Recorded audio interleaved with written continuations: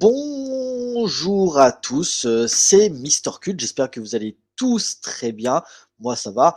On se retrouve pour un nouvel entretien ciné et un petit peu différent parce que d'habitude, voilà, vous le connaissez, j'ai eu différents invités, que ce soit le beau parleur du cinéma, Max Pereira, Jonathan Asia et plein d'autres encore. Mais ce soir, je vais revenir avec quelqu'un qui est habitué de la chaîne, mais plutôt que de parler d'un film qu'il a envie de faire découvrir aux gens comme on l'avait fait il y a pas longtemps. Il va nous parler de son court métrage qu'il a réalisé il y a quelques temps et qui vient de sortir, qui vient de diffuser au cinéma et qui vient de sortir dans une belle édition Blu-ray qu'il a eu la gentillesse de m'envoyer. Et c'est de ça un petit peu que nous allons parler ce soir, de mettre un petit peu en avant son projet, comment ça s'est fait du début jusqu'au résultat final. Et j'ai avec moi la chance d'avoir le réalisateur que certains connaissent aussi via sa chaîne YouTube Cinérama, mais ce soir on va l'appeler Alexandre et je vous l'envoie tout de suite. Salut! Bonsoir, comment tu vas? Bah, ça va super, merci beaucoup de me recevoir. C'est moi qui ai le plaisir, d'être, accueilli ici. Bah écoute, maintenant depuis le temps qu'on se connaît, hein, je veux dire, on en avait parlé il y a pas longtemps quand on avait fait notre Mmh. entretien ciné sur le film polonais sur le Globe d'argent qui était réalisé Ouais, par Andrzej Zulawski, si je dis pas de Zulawski, bêtises. ouais. Zulawski, voilà, on avait pu un petit peu parler du film et également de toi, un petit peu voilà sur tout tes débuts, pour ta passion pour le cinéma, comment tu t'étais lancé sur Cinerama et voilà comment tu avais voulu arrêter, mais à côté, bah, on vouloir développer un petit peu d'autres projets et c'est de ça un petit peu nous allons parler avec ton projet Chien enragé. Et du coup, bah, déjà, bah, voilà, magnifique Blu-ray que tu as eu la Disponible gentillesse de partout. m'envoyer avec des super bonus aussi. On en parlera un petit peu juste après aussi. Voilà, moi aussi, je peux me la péter. Hein, moi aussi, moi aussi. Donc, Quand tu as vu le temps de te euh, passer, je suis content. comme tu l'as dit un petit peu, c'est que Chien enragé, c'est un projet un petit peu qui a émergé à partir de 2019-2020, on va dire un petit peu. Mmh. Un peu C'est après ça? 2021, je pense. Hein, même 2021 déjà. Mmh. Et en fait, à quel moment, en fait, quel a été le déclencheur quand as eu cette idée de vouloir réaliser Chien enragé? Est-ce que c'est un film qui t'a influencé? Est-ce que c'est une situation personnelle qui t'a influencé sur l'écriture du scénario et de l'histoire? Bah, attends, c'est la première fois que je raconte ça, du coup, c'est marrant. En fait, Ah, bah, du coup, j'ai démarré ma chaîne YouTube. Moi, à la base, pendant longtemps, j'étais sur YouTube depuis 2014, là, quand j'étais très jeune. J'ai fait beaucoup de vidéos sur internet, quand j'étais jeune. En 2019, du coup, il me semble, j'ai créé Cinérama, donc ma chaîne YouTube que j'ai arrêtée. ouais, Et j'avais sorti un court-métrage qui s'appelait Province 13, qui était un truc super amateur et tout, mais j'avais fait un DVD mmh, c'est vrai. qui est encore sur ma chaîne YouTube, du coup. Et du coup, moi, j'ai toujours plus ou moins voulu faire de la réalisation, de la fiction, etc. Et après Province 13, l'idée, c'était de pouvoir me professionnaliser un peu plus, faire un truc avec une équipe et un petit budget et quelque chose comme ça. Et je suis rentré en fac de cinéma en 2020, du coup, et À fin Rennes? 2020. Et j'ai appris qu'il y avait un organisme dans la fac, comme j'étais en fac de cinéma, qui pouvait produire potentiellement des courts-métrages, etc. À ce C'était moment-là, je me quelle suis... université? Rennes 2. Rennes 2, OK. Université du cinéma à Rennes 2, art du spectacle. Et Sympa, là, j'ai sympa. terminé, du coup, j'ai fini ma licence. Et du coup, dans l'idée, ouais, je me suis dit que ce serait intéressant d'essayer de faire un film avec un petit budget, essayer d'avoir une équipe, profiter du fait qu'il y ait plein d'étudiants en cinéma pour avoir une équipe de tournage, en fait. Et ce qui s'est passé, c'est que j'ai soumis le dossier, le projet n'a pas été accepté. En plus, il y a eu le deuxième confinement à ce moment-là, ce qui fait que j'ai eu une grosse période bah, d'écriture, tout ça pendant un an. Et au final, on l'a tourné en janvier 2022 parce que comme la fac avait, enfin, l'association de la fac avait refusé de le produire, je me suis tourné directement vers la ville de Rennes, qui est un dispositif qui permet de produire, de financer des projets jeunes. Donc un court-métrage, ça rentre carrément dans ce cadre-là. Et du coup, la ville de Rennes a produit le film à hauteur d'un quart du budget, quelque chose comme ça. D'accord. Est-ce que tu peux nous sortir un petit peu les chiffres au niveau du Ouais, budget ou pas? complètement, ouais. Bah, le film en tout, il a coûté 4 000. 4 000, c'est, à l'heure actuelle, c'est-à-dire après la post-prod et après avoir, l'affiche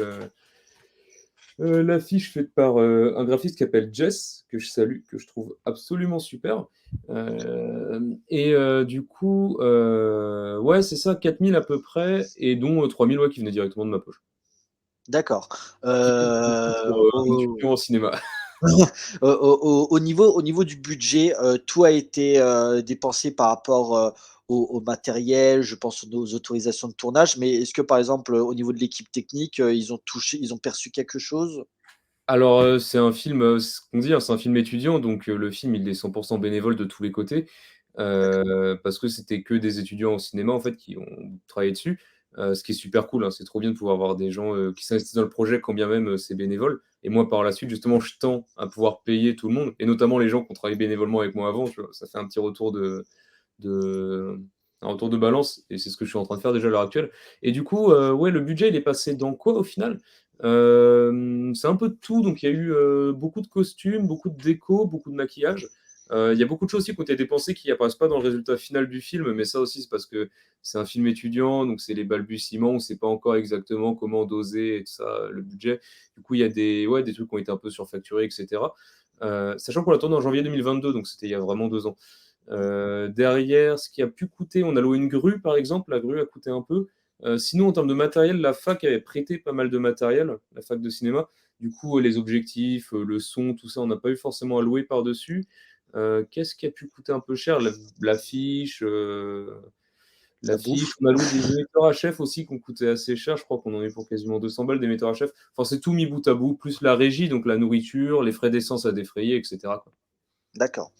Je voulais revenir aussi, comme je t'avais dit, un petit peu avec la nature du projet. Donc voilà, Mm. ça parle un petit peu d'un couple qui se sentent menacés par une personne et donc du coup il y a un meurtre qui va amener diverses complications par la suite avec un troisième personnage, un certain Pete, personnage complètement barré. Mais Mm. du coup je voulais revenir un petit peu avec cette histoire. D'où t'es venue cette idée? Qu'est-ce qui te passionne un petit peu dans ce côté meurtre, voilà. Quel a été ton film conducteur qui t'a conduit à vraiment à Chien enragé par la suite? Alors, en fait, bah, c'est au moment où j'ai vu que, du coup, je pouvais potentiellement avoir un film, produit par, ma fac, je me suis dit: «Tiens, bah, ça serait bien, du coup, d'écrire quelque chose». Moi, j'avais déjà en tête un scénario que j'avais depuis quelques temps dans les tiroirs et où je me disais: «Celui-là, faut que ce soit un truc plus gros» et à la base, en fait, Chien enragé, c'était censé être le petit projet intermédiaire entre Province 13 et ce truc plus gros que je voulais faire, plus tard et au final, Chien enragé a pris beaucoup plus de temps que prévu parce que j'ai passé quasiment 3 ans dessus, et ce qui s'est passé, ouais, c'est qu'en fait, moi, je réfléchis souvent en termes de thèmes clés. C'est-à-dire que j'ai généralement des thèmes clés que j'aime bien dans les films que je regarde, dans les livres que je peux lire, etc. Et l'idée, c'est d'essayer d'écrire une histoire avec ces thèmes clés. Donc moi, dans l'idée sur Chien enragé et dans à peu près tout ce que je fais ou tout ce que je tends à faire, les thèmes que j'aimerais développer ou que j'aime déjà développer, c'est notamment du coup l'idée de sortir de son quotidien. Donc c'est l'élément perturbateur entre guillemets, mais sortir de son quotidien de manière vraiment flagrante, c'est-à-dire sortir un peu de la grisaille du quotidien pour être transposé dans un univers qui n'avait rien à voir avec celui de base. Parce que j'aime Ce qui beaucoup. était un peu déjà le cas de de Province C'était 13. complètement déjà le cas, justement. Ouais. Ouais. C'était un personnage qui avait rien à voir là-dedans, qui emménageait dans la province 13 et qui se retrouvait dans un endroit qui avait aucun sens. Là, c'est un peu pareil. Du coup, c'est deux jeunes qui se retrouvent avec un cadavre sur le dos alors qu'ils vivent une vie tout à fait normale avant ça, quoi. Moi, j'aime beaucoup avoir un côté très référencé à tout ce qui est cinéma de série B, d'exploitation. Quand on parle de Mario Bava, tout ça, enfin, le cinéma italien, moi, c'est tout ce que j'adore. Les films d'exploitation. Donc, l'idée, là, par exemple, dans ce film-là, c'est que Pete, qui est un nettoyeur de cadavres, c'est un personnage typiquement et purement de série B d'exploitation. Pete, par exemple, c'est le nom d'un personnage de comics, en fait. C'est le nom d'un simili Hulk qui a été créé par Dale Keown dans les années 90, qui est un super dessinateur. Et derrière, du coup, le troisième thème que j'aime bien, qui est peut-être celui que je maîtrise le moins bien à l'heure actuelle, c'est le côté un peu nihiliste où au final, rien n'a de sens et tout tourne un peu en boucle. Donc, tu as un peu ça à la fin du film que je vais pas spoiler pour ceux qui veulent le voir, où justement les personnages se disent oh bah c'est fait, mais maintenant, qu'est-ce qui se passe? En fait, ça n'a pas vraiment de sens, tout ce qui vient de se passer, quoi. Mmh. Et Si je dis voilà. pas de bêtises, bon, sans trop spoiler, je crois que c'est un plan avec, où ils entrent dans la voiture et ça finit comme ça, puis après, générique. C'est Donc ça, ouais, ouais. clairement, on se pose des questions. Quel va être leur devenir? Qu'est-ce qui va se passer avec, vu ce qui vient d'arriver avec, un personnage, sans trop en dévoiler, même si voilà, je vais mettre un petit peu, d'extrait parce que je sais que tu m'as dit que tu as quelques anecdotes assez Il y a des trucs croustillantes marrants à raconter, ouais. durant le tournage. Avant de revenir aussi, avant qu'on entre dans le vif du sujet où je vais mettre la bonne annonce, aussi au niveau du casting, Ouais. comment ça, parce qu'il y a vraiment surtout 3 personnages assez forts, Mmh. un quatrième qui est justement le déclencheur, mais voilà, pourquoi avoir choisi ces comédiens en particulier? Surtout qu'en plus, on le connaît un petit peu parce qu'il a souvent été présent aussi, Alexis Châtillon, un petit peu tu vois, genre, Martin Scorsese, il a De Niro, DiCaprio, Tim Burton, il a Johnny Depp, bah, Alexandre Martino, il a Alexis Châtillon, qui par contre a un petit rôle dans le film. Je pensais qu'il était un peu plus présent. Finalement, t'as eu un parti pris de le mettre dans un personnage secondaire, voire tertiaire, et de nous présenter d'autres comédiens. Comment ça s'est passé le casting? Alors en réalité, ce qui s'est passé alors déjà, je salue Alexis s'il passe par là parce que je pense qu'il pourrait voir la vidéo. Mm. Ce qui s'est passé globalement, c'est que moi, quand j'ai commencé à faire le film, du coup, je connaissais personne. Du coup, j'ai vraiment dû faire du réseau à fond, en fait. Donc, avant Chien Enragé, déjà, j'ai fait un court-métrage qui s'appelle Anabi, qui est sur le Blu-ray de Chien Enragé en bonus, qui est un truc de 5 C'est vrai. minutes, qui est dans une anthologie de court-métrage à la base, où Alexis est le rôle principal, justement. Et de là, j'ai rencontré quelques personnes, notamment Arthur, du coup, qui était un ami d'Alexis qui joue le disquaire dans Chien Enragé. Et pour les rôles D'accord. principaux de Chien Enragé, Lucas, qui joue le rôle de Pierre, je le connaissais d'avant parce qu'on s'était rencontrés à la fac, en fait. Et il m'avait choqué parce qu'il avait joué dans un court-métrage où il jouait vraiment très très bien dedans. J'avais beaucoup aimé comment il jouait et il était au conservatoire à côté. Du coup, je l'avais testé sur Anabi, donc il y a Lucas aussi dans Anabi. Et au final, il se retrouve dans un rôle quasiment principal sur Chien Enragé. Lucas, il était au conservatoire et donc il m'a présenté Jenna qui joue le rôle de Lucie, euh, qui était aussi dans Anabi, dans un tout petit rôle, on la voit vraiment deux plans. Et derrière, Samuel qui joue le rôle de Pete, lui, je l'ai trouvé justement parce que j'ai vu un court-métrage dans lequel il jouait en fait, où Arthur, du coup, qui joue le disquaire, jouait dedans. Et il se trouve que j'ai trouvé qu'il jouait bien, du coup, je l'ai contacté, il a bien voulu venir. D'accord. Donc, en vrai, c'est vraiment comme tu dis, c'est vraiment une question de réseau, quoi, C'est exactement hein. Mm. ça, ouais. Et pour toute l'équipe de tournage, ça a été exactement ça pour rencontrer tout le monde en fait. D'accord. Et au moment, en fait, où tu as vu chacun des comédiens, ou je sais pas si tu leur as fait vraiment passer un gros casting, Mm. dès leur arrivée, quand tu leur as vu, quand tu as un petit peu discuté avec eux, tu savais en grande partie quel rôle tu allais leur attribuer? Ouais, parce qu'au final, Lucas, quand je l'ai rencontré, du coup, on en avait discuté, tout ça, et je le voyais bien en Pierre, justement. Peu de temps avant le tournage, je crois qu'on n'avait toujours pas de Pete, au final, peut-être un mois avant. Et du coup, quand je suis tombé sur Samuel, je me suis dit, mais c'est lui qu'il me faut, quoi. Et quand on a parlé, tout ça, on avait fait un entretien avant pour en parler. Il n'était pas de Rennes, lui, il était de Brest, donc on s'était appelé. Et il m'a dit qu'il était super fan de Jean Gabin et tout ça. Alors, directement, ça m'a charmé, quoi. Et derrière, il y a le rôle en fait de Emma dans le film, où celui-là, par contre, on a dû faire un gros casting. Emma, du coup, c'est la fille qui se fait tuer au début du film. On a dû faire Mmh. un gros casting parce qu'on n'avait personne. Donc il y a beaucoup de gens qui collaient pas, etc. On a trouvé une actrice qui marchait plutôt bien au final. Et il y a eu un énorme problème de communication, alors que ce soit de ma part ou ceux des assistants réels par rapport à cette jeune fille, en fait, qui a. On s'est mal compris sur les horaires de tournage, c'est complètement bête, mais du coup, quelques semaines avant le tournage, on lui a dit bon, bah, c'est toujours bon, et ah, c'est là! Ah, je pensais pas que c'était à du coup, elle n'était pas au courant des dates, enfin, c'est absolument lunaire. Et du coup, au final, c'est la costumière du film, donc la chef costume, qui a fini par jouer le rôle de Emma, parce elle m'a dit qu'elle avait fait du théâtre et tout ça, et qu'elle s'est portée volontaire, et qu'on n'avait pas beaucoup d'autres candidats à ce moment-là. D'accord. Après, au niveau de la direction artistique, je trouve que même les personnages secondaires s'en sortent très bien, que Mm. ce soit Emma et tout ça. Donc, moi, j'ai pas grand. De toute façon, pour ce type de production, il n'y a pas grand chose à reprocher. Tu sens déjà, quand j'avais déjà vu ton travail, ne serait-ce que dans Province 13 et aussi, bah, dans une certaine mesure, les épisodes que tu faisais pour Cinérama, puisque tu y mettais un côté fiction, où tu sentais déjà qu'il y avait une maîtrise un petit peu dans déjà comment tu savais diriger derrière la caméra, mais en même temps, tu savais aussi gérer devant la caméra, puisque tu étais aussi un personnage dans ta propre émission. Donc, c'était quand même un choix assez. Déjà à ton âge, sans Ouais. vouloir faire genre le gros jeune et tout ça, talentueux, mais voilà, c'est quand même toujours difficile de pouvoir gérer un tournage où tu es derrière et devant la caméra. C'est quand même un poste, ça demande beaucoup de C'était responsabilités. infernal. C'était infernal. C'est Oui, d'ailleurs pour merci ça aussi beaucoup. que ça a été un petit peu un des déclencheurs qui t'a fait aussi un petit peu arrêter Cinerama parce que c'était beaucoup de boulot et tu prenais de moins en moins de plaisir. Par contre, aussi, Mm. d'ailleurs, je tiens aussi à dire pour les gens qui veulent le Blu-ray, les épisodes de la chaîne Cinerama sont également présents dans les bonus. Entièrement Ouais. remasterisé, redoublé, Ouais. réétalonné. On a passé je sais pas combien de temps dessus. Mm. Donc ça, c'est plutôt cool. Et tu parlais justement des courts-métrages, donc il y avait Anabi, mais il y Ouais. a également Le Peintre avec Et sur ma Alexis chaîne YouTube aussi, ouais. et il y a un film un petit peu qui, que je connaissais pas du tout là, qui s'appelle Projet Non, non, Alcool. Alors celui-là, il tu faut l'as que tu vu ou m'en pas? parles. Hein? Ah Tu ouais, l'as vu ou pas? j'étais mort de rire. J'étais mort de rire, c'était génial. C'est spécial ce truc-là, hein. Ah ouais. Un projet alcool, bah, bon, on va résumer ça. Projet alcool, en gros, c'est un film de 20 minutes qu'on a fait il y a un an, à peu près, un an et demi, on a tourné en juillet 2022. Et en fait, l'idée, c'est un peu comme la référence de ça, c'était La Grande Bouffe de Ferreri, tu sais, le film où il mange Oui. jusqu'à mourir, là. Sauf que là, on boit jusqu'à mourir, et c'est moi et Alexis, du coup, on est assis autour d'une table et on boit de l'alcool jusqu'à mourir pour se suicider. Mais c'est de la fiction, du coup, on joue des Ouais. personnages. Mais tout est filmé avec seulement 3 caméras, donc il y a 3 caméras que les personnages ont posées là pour se filmer, en fait, pendant qu'ils font leur truc. Mmh. Et tout le film est comme ça pendant 20 minutes en plan fixe avec 3 caméras où on voit petit à petit perdre pied et complètement se déliter, quoi. Par contre, il y avait un truc qui m'a je sais pas si c'était ma télé ou quoi que ce soit, mais à un moment la caméra qui te filmait toi, Ouais. je sais pas pourquoi au niveau du format, c'était un peu bizarre et le son était un petit peu différent. Ah, ça, c'est fait pour.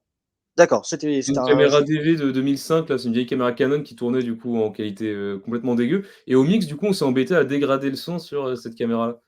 d'accord, OK. Du coup, je salue C'est Lucas, mon ingé son, s'il passe par là, qui a fait les musiques aussi de Chien Enragé, qui a fait tout le mix de Chien Enragé et qui a mixé et fait les musiques de Projet Alcool. La musique de Projet Alcool, la musique. D'accord, OK, avec, parfait. au début.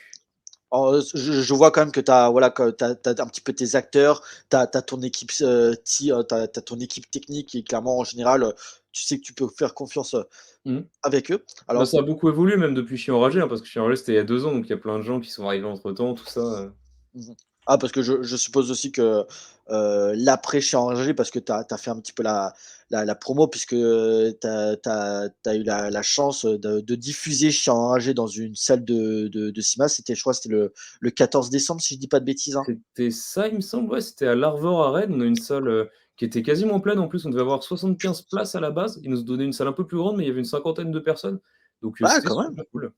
Donc D'accord après c'était et beaucoup de dans connaissances, de copains, tout ça, mais ouais. c'était super sympa comme expérience et ça fait plaisir quoi, comme aboutissement de voir le film sur grand écran. Et dans l'ensemble, comment a été un petit peu la réaction des gens? Est-ce que c'était, voilà, Mais il y avait des gens plutôt qui l'avaient positif? déjà vu du coup, mais globalement tout le monde a beaucoup aimé, il y a des gens qui ont voulu avoir un Blu-ray, donc ça c'est super cool et non, j'ai eu que des retours très, très, très, très positifs. Surtout que c'est marrant parce que moi du coup qui ai vu le film, 50 fois, le voir sur grand écran, alors j'ai repéré des défauts que j'ai jamais vus en je sais pas combien d'heures de montage. Genre, Ouais, des petits défauts de points, par exemple. Genre, tu t'en rends pas compte sur un écran d'ordinateur ou sur une télé. Il y a des moments oui, où tu forcément. as un tout petit écart de points et tu le vois au cinéma et tu te dis: «Merde, en fait, Voilà, après c'est toujours comme tu dis, c'est toujours compliqué parce que forcément quand tu fais ton montage et que là, quand tu es sur grand écran, forcément tu as l'image un petit peu qui s'étire et forcément tu les vois les au niveau de l'arrière-plan ou des trucs tu comme vois ça. Mais quelques bon, petits voilà, défauts», écoute, à un moment, on n'est plus à ça près. On va revenir un petit peu avec, le sujet du jour, Chien enragé, donc Mmh. ton court métrage et avant qu'on entre vraiment dans le vif du sujet, Ouais, je te propose qu'on se remate un petit peu la bande annonce et c'est parti. et bah, c'est parti.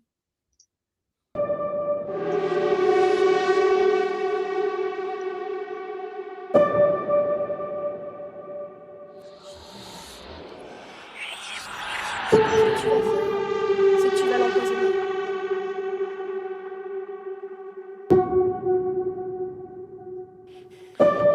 Je crois que j'ai fini comme.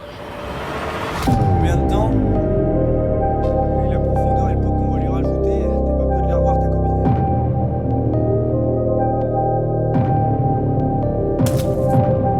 Alors tu fermes ta petite gueule de merde.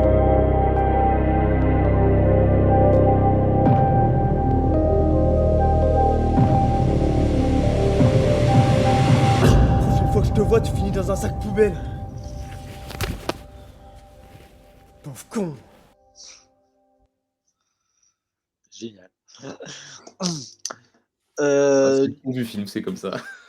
c'est génial, rien que la bande annonce, je trouve que rien que même, voilà, un extrait une vidéo de 50 minutes, le travail du son, la musique vraiment, lancinante qui vraiment, amène vraiment une côté, nihiliste, ce que tu disais.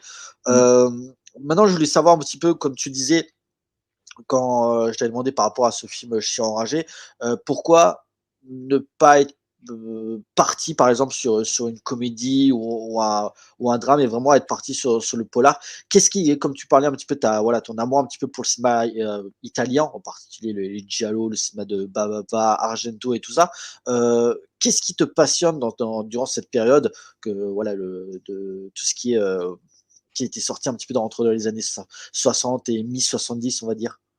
Bah, déjà, faut voir que Chien enragé, du coup, le nom du film Chien enragé, en fait, ça vient d'un film de Mario Bava à la base qui s'appelle, Cani Arrabbiati, qui était pas sorti en France au moment où j'ai commencé à travailler sur le film et depuis il est sorti en vidéo en France alors qu'il était sorti en 74 en Italie, donc pourquoi maintenant? Mais du coup, là, il est sorti en Blu-ray récemment en France, donc maintenant il y a un autre film qui s'appelle Chien enragé comme ça.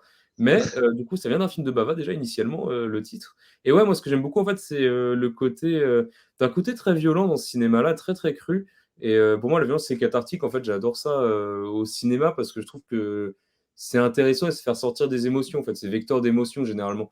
Et pour moi, le cinéma, l'art en général, même, c'est faire ressentir des émotions avec du beau. Alors après, la définition de beau, elle peut varier, mais pour moi, une œuvre qui te fait ressentir des émotions, c'est quelque chose de beau. Et du coup, ouais, moi j'aime beaucoup ce côté qui pousse à fond, qui pousse dans les retranchements. Et ce cinéma italien de cette époque-là, bah, il me parle beaucoup à ce niveau-là parce que bah, déjà c'est très proche de la France, donc je pense que culturellement il y a un truc très similaire qui me parle. Et au-delà de ça, et ben, c'est un cinéma qui a ce côté très jusqu'au boutiste et très violent. En tout cas, tout le cinéma d'exploitation, c'est un peu considéré comme de la série B, le cinéma de seconde zone, entre guillemets. Comme c'était vu à l'époque. Et moi, j'aime beaucoup ça. Après, c'est pas la seule influence, forcément. Mais même dans la mise en scène, il y a plein de trucs de l'époque que j'ai pu reprendre dans Chien enragé, notamment la demi-bonnette. Donc, l'idée d'avoir, on appelle ça split diopter, c'est quand tu as une double focale, en fait. Donc, par exemple, là, on me voit moi net et le fond est flou. Avec une demi-bonnette, on aurait une lentille coupée qui ferait que le fond serait net et moi aussi. Ouais. Et dans Chien enragé, par exemple, on en a acheté une sur le tournage qui a servi pour avoir un plan où tu as un personnage qui se penche devant un couteau et qui a le couteau très net et sa tête derrière net aussi, quoi. Donc, même dans la mise en scène, c'est des trucs qui me parlent énormément. D'accord. Le travail des couleurs aussi, je trouve que Mm. les couleurs ressentaient énormément, les couleurs vives vraiment étaient très fortes, en particulier que ce soit le rouge. Je pense à ce plan en particulier quand Jenna se réveille du lit avec les Mm. tripes et surtout, bon, il y a, je sais plus si je l'ai mis dans un extrait ci pour le dernier, mais je pense aussi les scènes de nuit où, Mm. pour avoir à un moment fait réaliser aussi un court métrage, je trouve que les scènes de nuit, c'est quand t'as pas forcément le matériel haut de gamme, tu es tout en train de galérer pour vraiment avoir une luminosité assez correcte. Le travail de lumière, ça doit être quelque chose de très qui doit être vraiment maîtrisé techniquement parlant. Comment ça s'est passé, ne serait-ce que la fameuse scène où justement, bah, après qu'ils aient tué la personne, ils ont coupé son corps en petits morceaux, ils ont jeté ça dans la rivière. Cette scène a été une galère, je pense, à tourner. Alors, il faisait froid. Et tout en janvier, hein. Il faisait Ouais. super froid. Et non, en gros, cette scène-là, qu'est-ce qui s'est passé? On avait du coup, alors, il y en avait une 205 GTI, là, une voiture. Donc, on avait pu le budget est parti là-dedans aussi, d'ailleurs, hein, dans la voiture. On avait la voiture du coup qui était en plein phare, donc qui permettait déjà d'avoir une lumière. On devait avoir deux gros spots sur les côtés, il me semble, c'était des lumières LED, là, COB, on appelle ça, à 300 watts. On devait en avoir une, et après, on devait avoir du 60 watts. Et derrière, ce qui s'est passé, c'est que, en fait, la caméra, si je rentre un peu dans la technique, on tournait avec un GH5, donc de chez Panasonic. Maintenant, il y a le 6 qui est sorti. Et c'est une caméra micro 4 tiers, donc c'est un capteur qui va être entre guillemets 2 fois plus petit qu'un capteur plein format. Le capteur, du coup, en fonction de sa taille, c'est la quantité de lumière qu'il va prendre est moindre, comme il y a moins de surface. Et du coup, en scène de nuit, généralement, on dit que bah, du micro 4 tiers, c'est pas du tout adapté parce que c'est du tout petit format en fait. Sauf qu'on avait une bague d'adaptation qui permettait de récupérer un peu de luminosité sur le capteur, de faire entrer un peu plus de lumière. Et on avait des objectifs cinéma Samyang là, qui étaient très lumineux, pour ceux qui connaissent. Et du coup, on s'en sort plutôt bien. Mais après, c'est ça le truc aussi, le film il sort maintenant, mais c'était il y a 2 ans. Et aujourd'hui, là, bah, par exemple, même moi, j'ai une meilleure caméra que ce qu'on avait à l'époque pour tourner, qui est aussi ma caméra d'ailleurs, en fait. Je upgrade dedans entre-temps. Mais du coup, non, on s'en sort plutôt bien sur les scènes de nuit, honnêtement. Mais ça, c'est grâce au chef opérateur, Nino, qui a vraiment fait un super travail en termes de lumière et qui a vraiment composé avec les contraintes qu'on avait par rapport au boîtier qu'on utilisait. Et c'est aussi grâce à Léopold, qui a été mon étalonneur sur le film, et avec qui on a passé je sais pas combien d'heures dans mon salon à faire de l'étalonnage. Et c'est lui aussi qui a pas mal, bah, donné sa patte finale au film, quoi. Mmh. D'accord.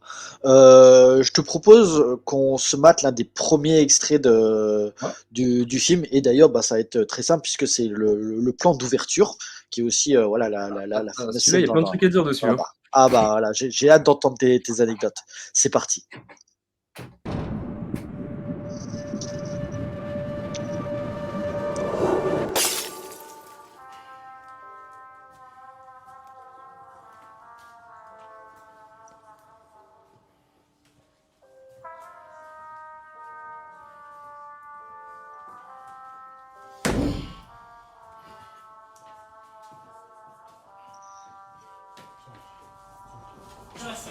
Tu veux quoi? Ta gueule! Mais tu veux quoi? Ta gueule, tu veux quoi? C'est ta copine la pute qui vient de partir! Raconte pas le corrige, ça bâtard! Raconte pas le corrige, ça bâtard, va te niquer! La tête de ma mère va te niquer! Qu'est-ce que qu'est-ce que vous me racontez là-dessus? Déjà, merci au bar Ubuntu la bascule à Rennes qui a bien voulu qu'on tourne super gentiment. Surtout qu'on devait tourner 2 jours, on a dû faire un 3e jour en catastrophe. Ils nous ont gentiment accueillis quand même. Donc, Le tournage a duré combien de jours déjà? Une dizaine, je crois, non? 11 jours. 11 jours. Et 11 jours pour du truc étudiant, c'est énorme. Et c'est 11 jours de. Il y a eu 7 jours, il y a eu 9 jours d'affilée et 2 jours en week-end plus tard. Et 9 jours d'affilée où tu fais des journées de quasiment 10 heures. Je te jure que le rythme n'était pas du tout. D'accord. Et le rythme était super soutenu. Ouais. Surtout du coup, qu'en plus, quand tu as les températures qui t'aident pas, quand il fait très froid, je peux dire qu'à un moment, les acteurs et les techniciens, ils sont. Alexandre. C'est l'extérieur qui était embêtant. Et non, en gros, cette séquence-là, c'est un plan séquence du coup. Et Ouais. c'est super stressant à tourner. C'était super stressant à tourner parce qu'au début, il casse une bouteille sur le comptoir. Cette bouteille, c'est une bouteille en sucre. Ça vaut une quarantaine, cinquantaine d'euros. On en avait qu'une. Parce que ça coûte une quarantaine, cinquantaine d'euros. Et on pouvait faire ce plan séquence qu'une seule fois du coup. Donc on a fait alors ce qu'on appelle des mécas, donc des prises test. On a dû en faire sans casser la bouteille pour de vrai. On a dû en faire 12, 13. Et à un moment, on commençait à sentir qu'on était bon. Et la 14e, pam, ça a été la bonne. Et au final, c'est marrant parce qu'il y a pas mal de chorégraphie dans cette séquence-là. Parce que, bon, déjà, il faut que le cadre reste toujours au bon niveau, etc. Il y a pas mal de retouches, de toute façon, au montage là-dessus, même en stabilisation, en recadrage quand c'est un peu trop rotaté, etc. Mais en tout cas, bon, il faut que le cadre soit toujours bon. Il faut que le caméraman voit le personnage de Pete, qui est le mec avec le blouson en cuir sur le côté, qui tourne la caméra vers lui, qui repanote vers Alexis. Alexis doit taper la porte. Il doit prendre le mec et le foutre sur la table, ce qui n'est pas l'action la plus simple du monde à faire. Il peut se louper, l'autre il peut rigoler, donc il doit le prendre et le mettre sur la table. Il faut pas noter vers Jenna, du coup, qui doit jouer la peur et la panique, mais qui doit bien la jouer. Et après, on se retourne et il y a un autre mec qui arrive et qui doit commencer à secouer le mec. Il y a plusieurs acteurs qui rentrent en jeu, plein de mouvements. Donc, c'était super stressant à tourner, ce truc-là. Mais au final, on a réussi à le faire et le plan rend plutôt bien, donc c'est cool. Avec du recul sur ce plan-là, le seul truc que je dirais, c'est que ce bar, il est super bizarre parce qu'il n'y a que des gens de 18 à 25 ans dedans. Quand tu regardes bien, c'est... Alors, c'est vrai qu'il y a pas la notion d'âge, mais je veux dire, les personnages, ils sont censés avoir quel âge? Jenna et. Comment Ah bah, ils sont censés avoir leur âge, c'est censé être 2 étudiants. Ouais. D'accord. Ok. C'était une volonté vraiment pour que le plan d'ouverture soit un plan séquence? Moi, je suis super fan de Brian De Palma de base. Typiquement pour moi, Brian De Palma, si le cinéma européen d'une certaine période a beaucoup inspiré le cinéma américain, pour moi, De Palma, c'est un mec qui s'est beaucoup inspiré de Fulci et de toutes ces choses-là. Ça se voit, hein, tu regardes Pulsion, par exemple. Pulsion, on dirait carrément un giallo. Même Blowout, enfin, Blowout, c'est un remake d'un film d'Antonioni, d'ailleurs. Et au final, moi j'adore le film, comment il s'appelle? Le bûcher des vanités de Palma. J'adore ce film C'est un des films que je dois rattraper de lui. Il a fait un four monumental à l'époque, personne n'en parle, mais moi je trouve que ce film est génial. Et l'intro du film, c'est un plan séquence avec Bruce Willis. Et moi, c'est Hitchcock, enfin, Hitchcock me l'a pas dit, mais j'ai entendu dire que Hitchcock disait, ou j'ai vu Hitchcock dire dans une vidéo, quelque chose comme ça, qu'un film, pour captiver l'attention du spectateur, doit commencer par quelque chose qui percute directement. Et je me suis dit, en vrai, commencer le film avec une bouteille pétée sur un bar et un plan séquence qui montre que techniquement on arrive à faire quelque chose, puis une scène d'embrouille, on se demande ce qui se passe et on est immergé à fond dans le truc dès le début, je trouvais que ça marchait plutôt bien. Après, il y a un truc qui n'était pas pareil sur la scène initialement en fait, et ça, bon, je l'explique vite fait. À la base, il devait prendre le dessin de bouteille et le poser sur les couilles de... J'ai le droit de dire couilles ou... Ouais, je suis plus à ça près avec YouTube. Et il est pointé sur les couilles de Lucas pour le menacer en fait. Et moi je trouvais ça absolument absurde, absolument violent gratuitement en fait, donc ça me faisait un peu rire. Et au final, Lucas, Un peu grotesque presque. C'est complètement grotesque. C'est pour ça que la séquence d'après, Lucas il dit imagine que j'ai plus d'enfants, machin, que je peux avoir d'enfants. Et au final, Lucas il se sentait pas à l'aise avec la scène et on s'est dit bon bah c'est pas grave, on va pas la faire comme ça du coup. Il va être menacé différemment et voilà. D'accord. Okay. Comme tu disais un petit peu par rapport à un plan séquence quand même qui dure presque 30 minutes, mais ça donne encore une grosse machinerie, une grosse maîtrise au niveau même de la chorégraphie, comment il doit se déplacer et tout ça. Ne serait-ce que même un plan de 30 secondes, ça vous a pris à peu près combien de temps pour la préparer cette scène? Alors ça, je saurais même pas te le dire. On en a beaucoup parlé avant avec le chef-op, ça c'est sûr. Et sur le tournage, on a quasiment pris une demi-journée pour le faire, hein, ce plan-là. D'accord. Et vraiment, et en plus, tu avais le côté le plan en tant que tel était déjà compliqué à faire, mais le fait qu'il y ait la bouteille en sucre en plus, ça Mmh. ajoute vraiment une tension supplémentaire parce que si on rate le plan par rapport à la bouteille en sucre, en fait, il est plus utilisable, quoi. Oui, en Et du plus, coup, c'est un faux tesson, donc c'est un tesson de bouteille qui est fait en sucre. Ça coupe pas, ça se mange même. C'est très sucré. d'accord, C'est OK. de côté en sucre. Alors il y avait une scène, que je voulais voir un petit peu a avec toi parce que Mmh. je crois que c'était pas dans les extraits, mais justement, je t'avais parlé à un moment du plan où, tu avais, Jenna qui se réveille Ouais. avec plein de sang et des tripes. Vous avez trouvé où ces trucs-là? Bah, c'est le budget du film qui est parti là-dedans, hein, donc il me semble que c'est la chef d'éco, qui s'appelait Lucie justement. Alors Lucie comme le personnage du film, mais qui avait du coup qui était très forte en déco en fait et qui a réussi à trouver une technique. Alors c'était comment? C'était des collants. C'était des collants et je sais plus ce qu'elle avait fait exactement dedans parce que moi j'aurais 10 000 trucs à la fois, mais c'était à base de collants et de faux sang, ouais. Donc de collants, D'accord. que tu mets sur les jambes en fait. Mmh. Et au final ça rend plutôt bien. Moi je les voyais plus petites au début les tripes, je t'avoue et au final comme ça, bah, ça rend plutôt bien donc c'est Ah ouais, super.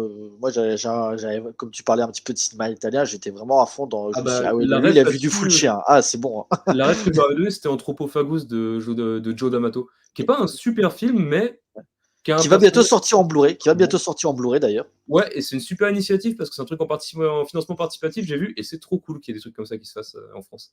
Mmh. Ça je crois que c'est je dis pas de bêtises, je crois que c'est ESC d'ailleurs, si je dis pas de OK. bêtises.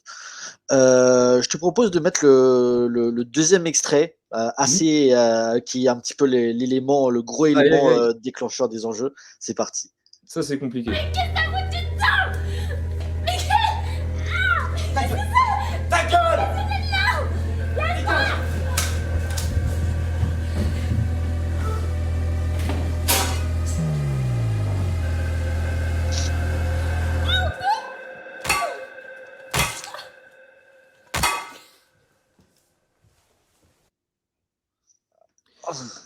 Ah, tu as pas mis jusqu'au bout?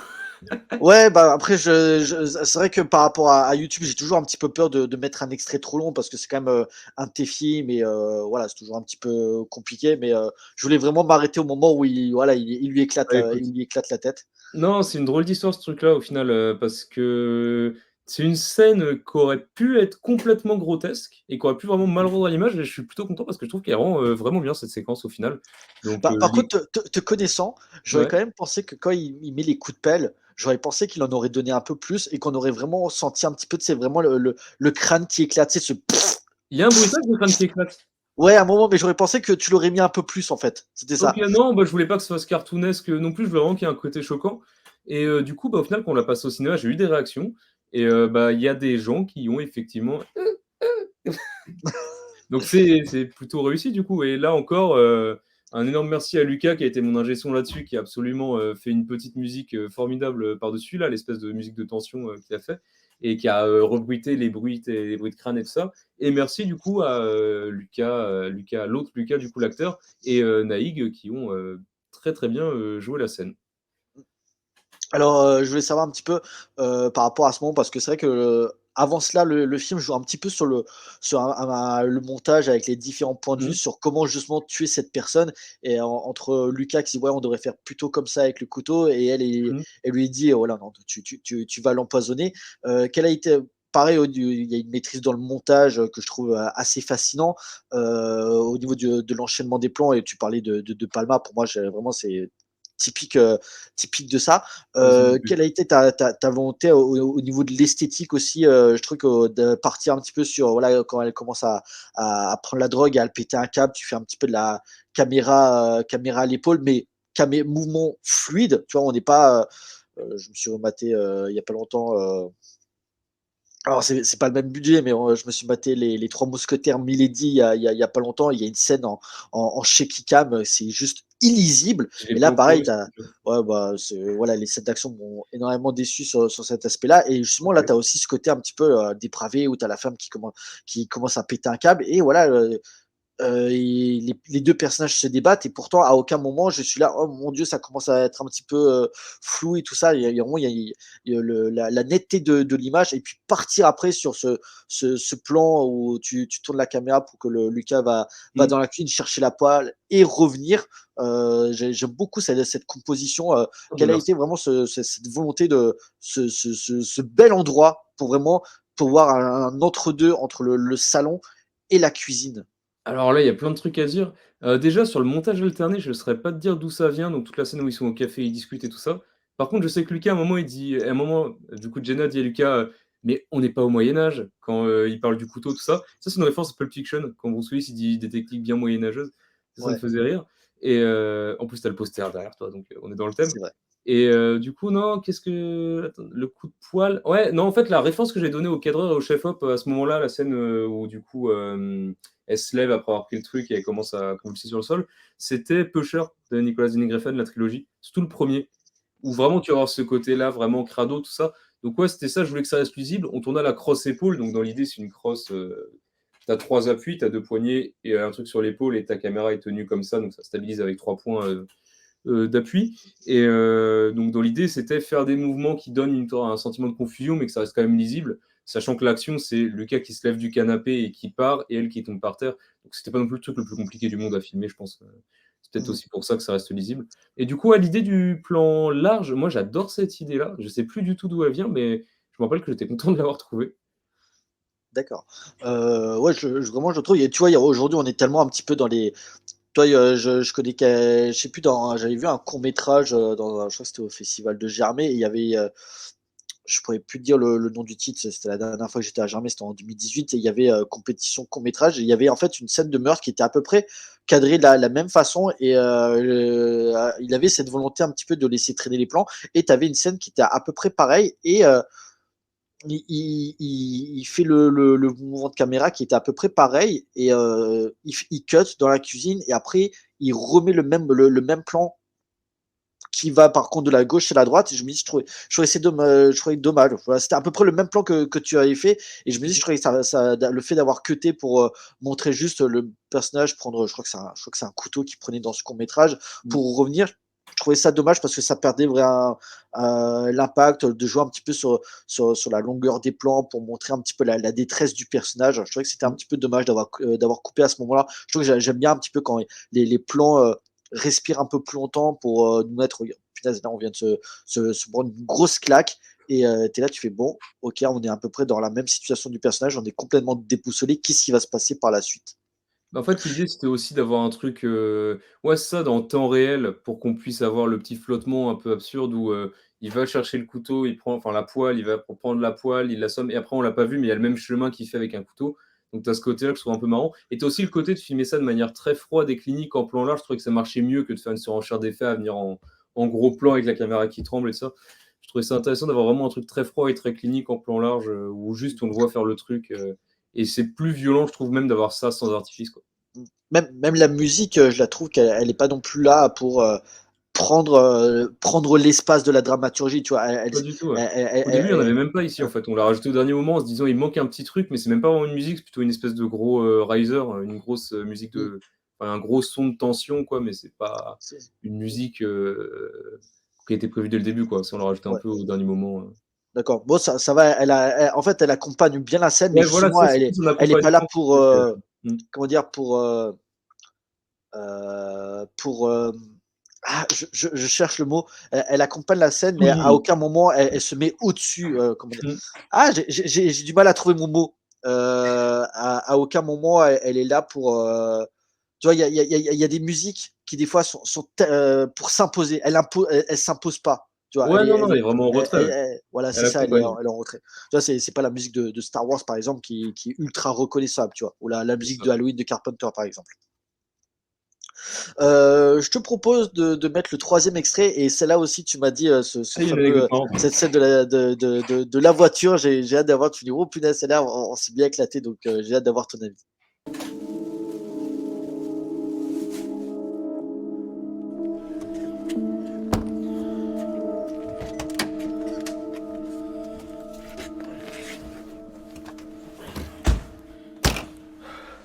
Tiens, Prends le CD dans la boîte à gants.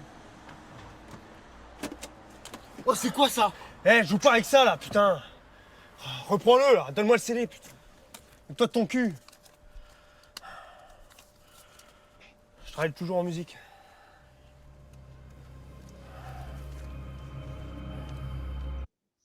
En fait, cette séquence-là, elle est marrante pour plusieurs trucs. Déjà, moi, j'étais trop content d'avoir la voiture là, qu'au final, on a réussi à trouver. Je salue Philippe, s'il passe par là, qui a gentiment bien voulu nous louer sa voiture sur 2 petits jours de tournage. Et en fait, ce qui est marrant, c'est que dans cette séquence-là, donc ils foutent le sac dans le coffre, la caméra rentre dans la voiture, etc. Et quand il sort le flingue, Lucas, on voit 2 passants dans le fond arriver en fait. Quand on regarde par la vitre, on les voit fixer.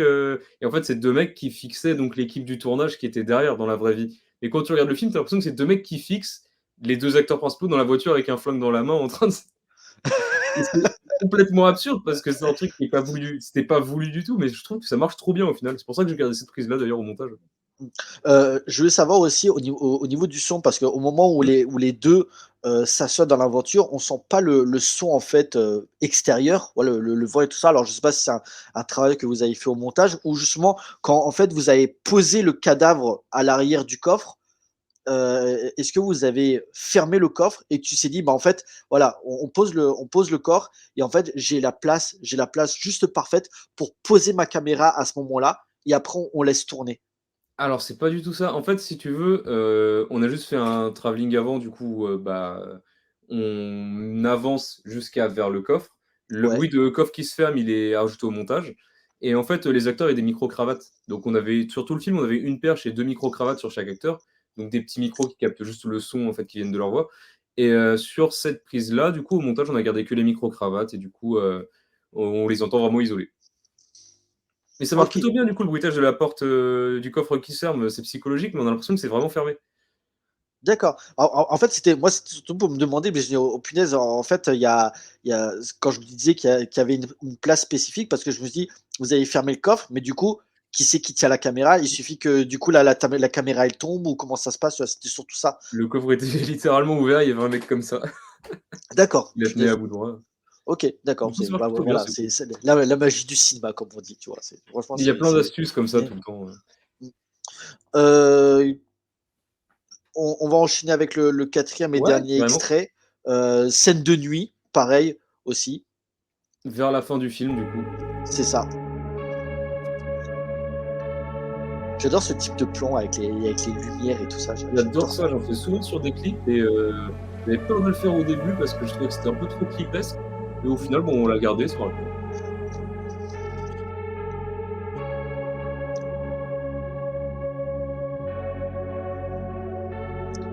Au niveau de la musique, pour ton compositeur, c'était quoi un petit peu ses influences? Au niveau des sonorités que tu lui avais S demandé? Alors, comment on a travaillé? En fait, le compositeur, c'est un de mes meilleurs amis, dans la vie de tous les jours. Du coup, on a beaucoup écouté de musique ensemble, en fait, quand on était plus jeunes et tout ça, et on a beaucoup d'influences en commun. Alors, je lui ai même pas donné d'influence ou des trucs comme ça, quoi. On a juste discuté, on s'est enfermés ensemble et tout le mix, en fait, je l'ai fait avec lui. Enfin, il l'a fait et j'étais à côté, et toute la compo des musiques aussi. Alors, je saurais même pas te dire, j'ai pas donné d'influence particulière ou quoi. C'est lui aussi, en voyant les images, il savait ce que je voulais faire et tout ça.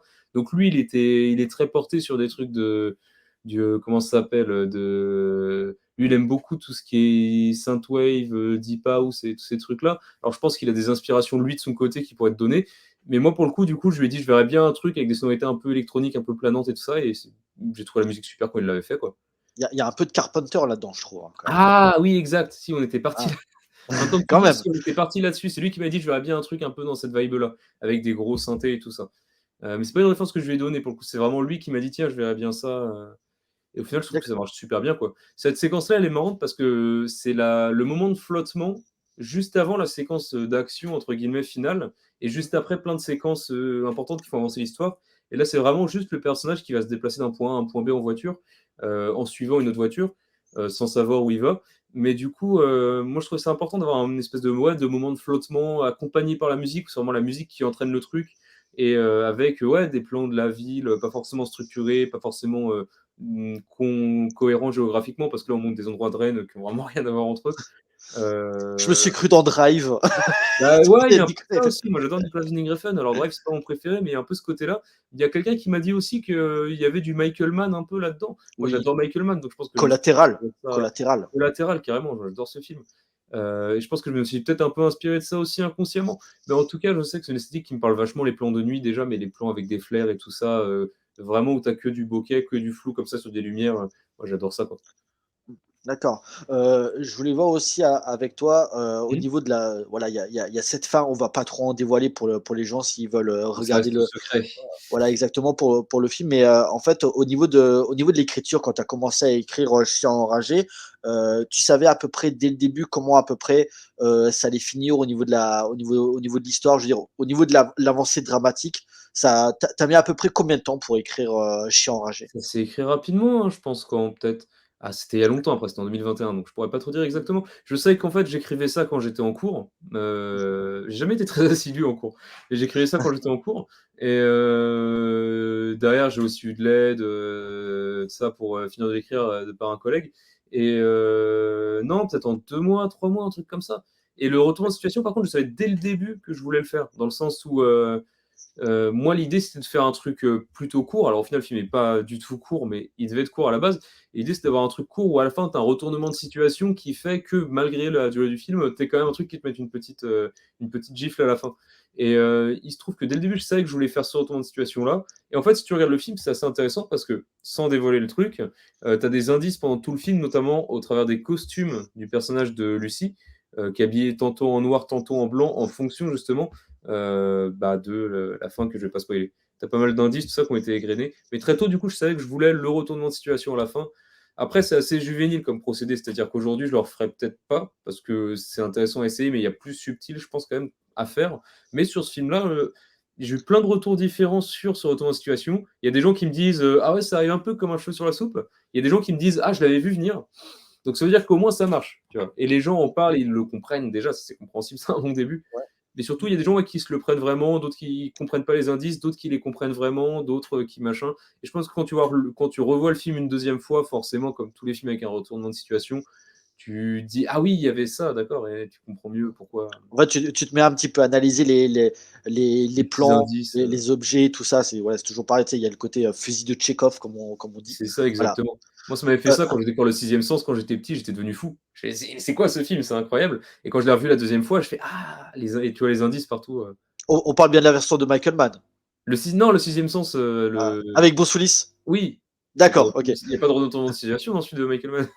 Non, non, mais parce que voilà, comme il y a Sixième Sens et Ouais, le Sixième Sens, voilà, je suis toujours un petit non. peu. Mais Voilà. il est très bien celui de Michael Mann aussi. Ouais. Euh, quand tu parlais justement au niveau de la durée du film, donc le film Mmh. dure presque 30 minutes, tu avais prévu un montage de combien à la base? Comme tu disais que ça devait être beaucoup plus court. Alors, au début, quand j'ai commencé à l'écrire, je pensais pas qu'il durerait aussi longtemps, mais quand j'ai eu la V1 du scénario, je savais du coup qu'il allait faire 30 minutes parce qu'on avait le nombre de pages qui correspondait et au final, il durait un peu plus à la base, il me semble, il devait durer 30 minutes 30 et du coup, je salue Pierre, qui est un ami, réalisateur, qui m'a dit: «Bah, pour les festivals, c'est simple, court métrage, c'est en dessous de, 30 minutes. Donc tu réduis de 10 secondes ou de 30 secondes, ton générique de fin et tu es tranquille pour, les festivals». D'accord. Ok. Donc voilà. Mais ça, c'est vraiment parce qu'il y avait 30 secondes en trop sur le générique. Mais sinon, le film, moi, en lui-même, après le montage, ça, il faisait la durée que j'avais imaginé qu'il ferait. Mais après, j'avais un découpage technique qui était assez précis sur le film où j'avais une idée claire du rythme que je voulais, tout ça. Donc, je pense que ça a Euh, plutôt bien marché, du coup. au niveau du montage, ce que tu dis, est-ce que par exemple, justement, comme tu voulais un petit peu cette durée spécifique, mais est-ce que il y a des scènes que tu as tournées et qui finalement n'ont pas été gardées au résultat final? Et également, est-ce que justement, peut-être avec le recul, est-ce qu'il y a des scènes ou des personnages que tu aurais voulu étoffer un peu plus au niveau de Alors, l'histoire? c'est marrant ce que tu me demandes. Sur Province 13, qui est donc toujours ici, j'avais des scènes coupées. Alors, c'était super étonnant d'avoir ça, mais il y avait des scènes que j'ai pas gardées au montage. Sur Chien Enragé, tout ce qu'on a tourné est dans le montage. Alors, tu as des plans, des fois, qui sont pas là. Des fois, tu as une insert qu'on n'a pas gardé, enfin, que j'ai pas gardé au montage, des trucs comme ça. Mais sinon, globalement, tout ce qu'on a tourné est dans le film final. Mais le montage, ouais, le montage, je l'ai vraiment fait. comme je le voyais, en fait, sans me prendre la tête sur une durée ou quoi que ce soit. Du coup, on n'a rien eu à couper de particulier. Mais par contre, si je devais rajouter une scène au film à l'heure actuelle, il y a le moment, sans spoiler, pareil, où Pete se prend un coup de coupe-papier dans la jambe. Et moi, en fait, si c'était à refaire là, j'aimerais bien faire une séquence de lui, juste un plan de lui dans la voiture devant l'appartement, qui prend une balle de pistolet, la coupe, prend la poudre dedans et la met sur sa blessure Ah oui. pour cicatriser. Ou alors qu'il allume, ou je sais pas, enfin, qui fait quelque chose, ouais, qu'il la met sur sa blessure et qu'il allume après. Ça aurait été intéressant parce que c'est vrai qu'on le revoit courir, c'est un faux raccord, hein. On le revoit courir genre 5 minutes après, et quand t'as vraiment l'œil et que t'es attentif, tu retiens qu'il s'est fait couper mais qu'il court. Comme c'est 5 minutes après, ça va, parce que 5 minutes de film sur un film de 30 minutes, t'as le temps d'oublier, etc. Mais il y a des gens qui le remarquent quand même. Bah, même niveau sang, parce qu'au moment où il se fait planter, tu as ce plan où justement il est par terre, il a du mal à se relever. Alors je sais pas si à ce moment-là, en fait, tout le fond sang avait été utilisé, mais je me suis dit: «Tiens, c'est bizarre, Non, on pas avait de un sang gros qui budget il y a pas de maquillage sang quand qui même. coule», voilà, c'était un peu Non, la bizarre. maquilleuse avait le Covid. Ah merde! On est tourné en plein Covid ce film, hein. Ah non, mais l'équipe du film, c'était lunaire, hein, parce qu'au début, il y a eu une grosse équipe, tout ça. On avait alors en tout, il y a peut-être une trentaine de personnes différentes qui sont intervenues sur le film, je pense. À la fin, c'était l'hécatombe. Il y avait beaucoup moins de monde dans l'équipe D'accord, parce OK. qu'il y avait le Covid. Et du coup, ouais, non, la maquilleuse avait eu le Covid. Du coup, il y a plusieurs séquences comme ça en fait qui auraient dû avoir du maquillage qui a été ouais, qui a été même acheté par le budget du film et tout ça. Donc c'est des trucs qui auraient pu avoir lieu et qui n'ont juste pas eu lieu pour des problèmes techniques en fait. Pareil, tu as une séquence où tu as un moment un clochard incarné par mon ami Yanis, que je salue s'il passe par là, qui se fait tirer dans la tête et normalement sa tête devait exploser en fait, dans le champ. Moi je voulais un truc à la Scanners.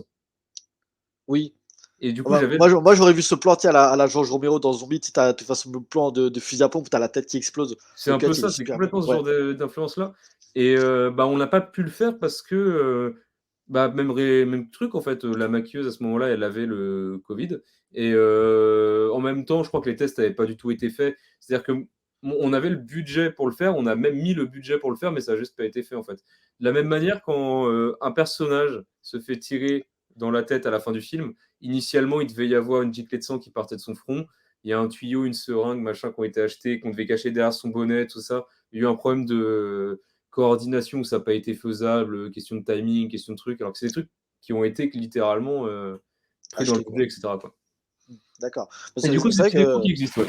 ouais, parce que c'est pour ça quand j'avais vu, rien que ce plan qu'on voyait dans la bande-annonce avec, bah, la Jenna qui se réveille avec les Mmh. tripes et voilà 2-3 mouvements, moments où justement le le clochard se fait exploser la tête.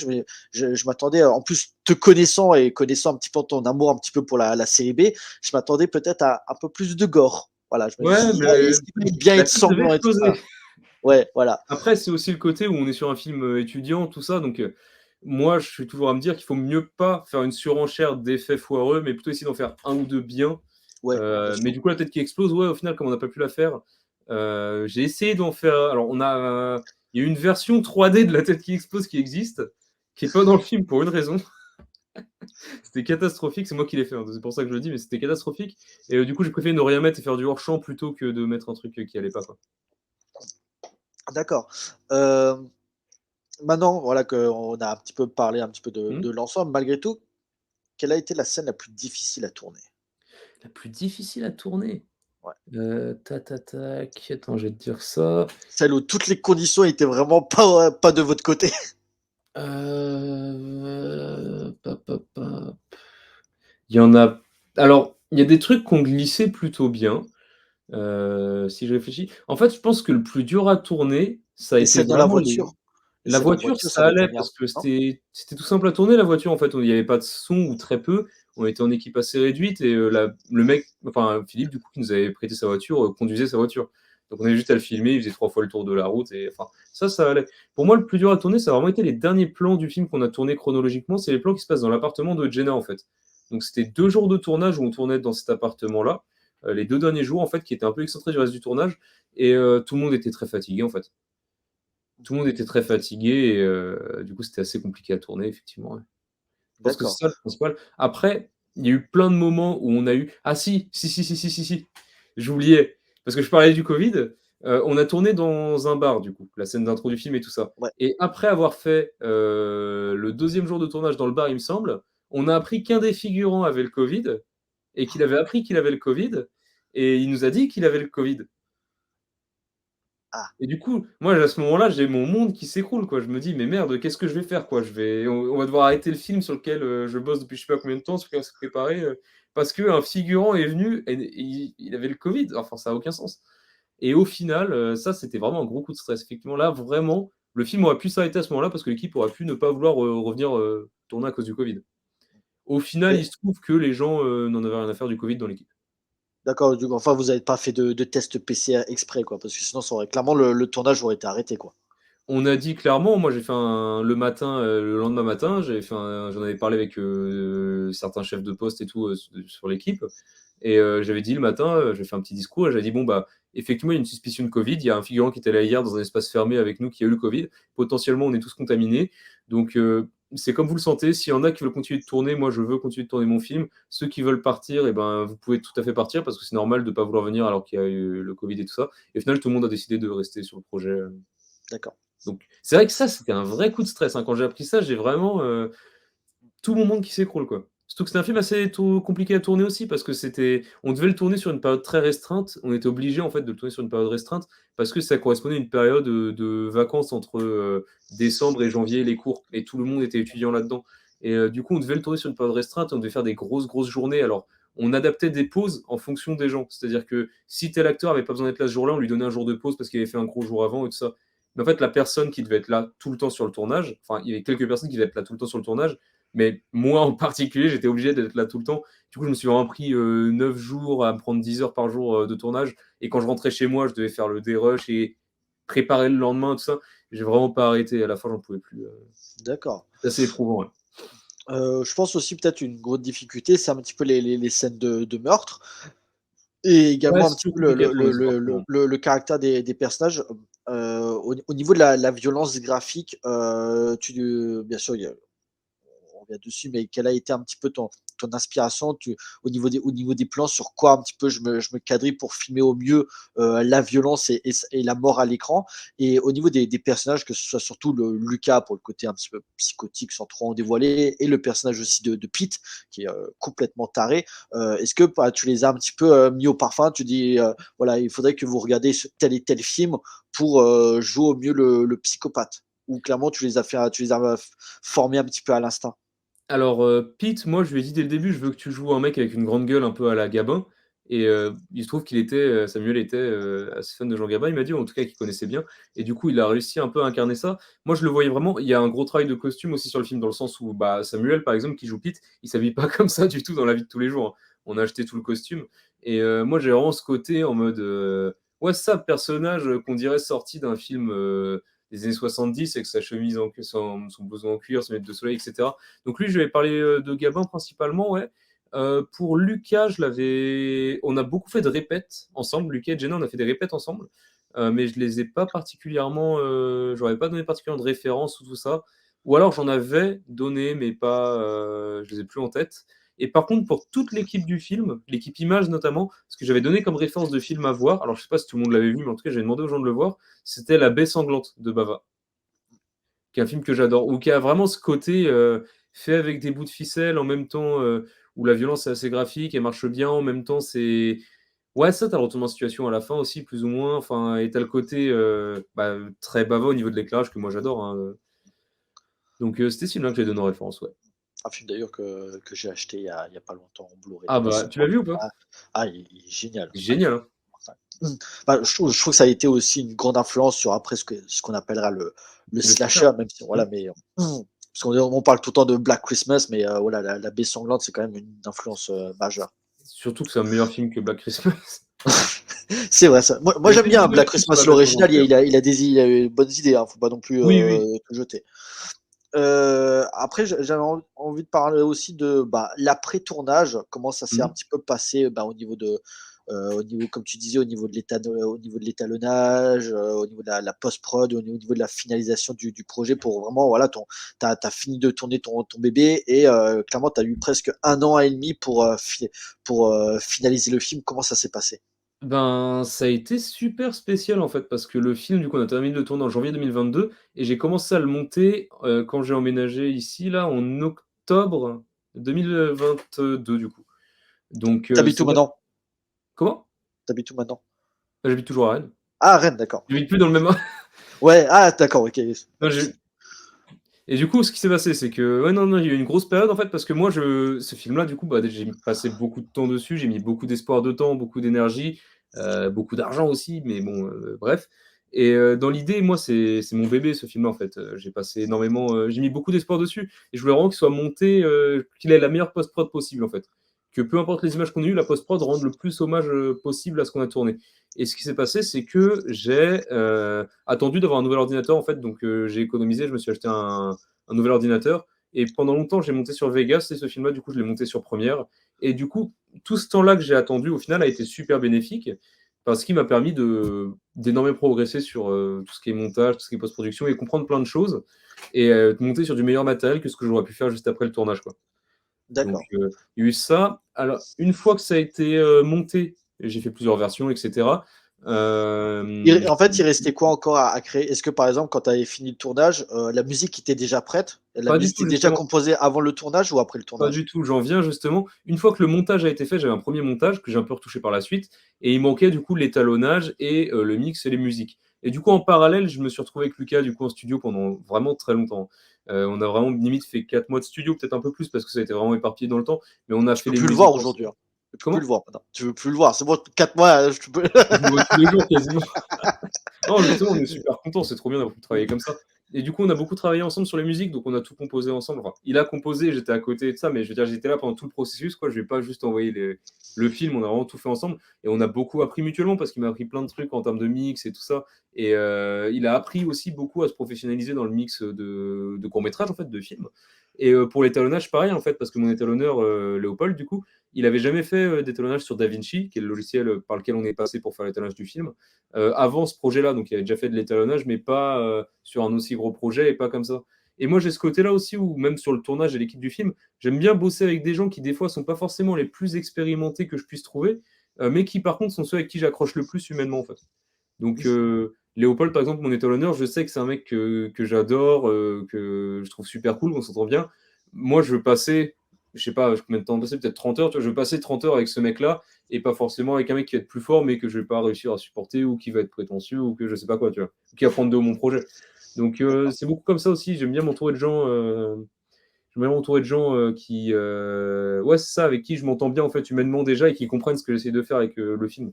Et du coup, au final, on a beaucoup travaillé donc sur l'étalonnage, sur le mix et tout ça. Et au final, une fois que ça a été fini, on a enchaîné directement parce qu'il y a le Blu-ray qui a dû être fait.